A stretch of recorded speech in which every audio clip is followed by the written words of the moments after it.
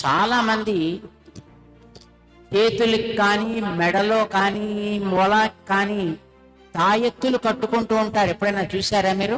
ఏమిటి తాయెత్తు అంటే, ఎవడో ఆయన ఓ చిన్న రాగి రేకు మీదో, లేదా ఓ చిన్న తోలు ముక్క మీదో, లేదా మరొక చిన్న కాగితం మీదో తనకి తెలిసినటువంటి హ్రాం హ్రీం హ్రూం ఫట్ లాంటివి అక్షరాలు కొన్ని రాసి దాన్ని మీకు ఇస్తే, దాన్ని మీరు మెడలోనో చేతికో కట్టుకుని దాని ప్రభావం చేత ఎదురైనటువంటి క్లిష్ట దశని, కష్టాలని దాటుకుంటూ బయటకు వస్తున్నాము అని ధైర్యపడుతున్నారు కదా.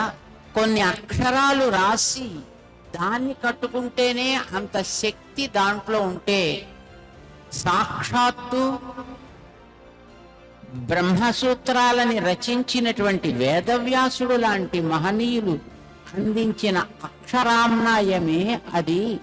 అదంతా ఒక చోట ఒక గ్రంథంగా ఉంటే దానికి ఉండేటటువంటి పవర్ ఎంత, అది మన చేతిలో పట్టుకుంటే ఎంత శక్తిని మనకి ఇస్తుంది.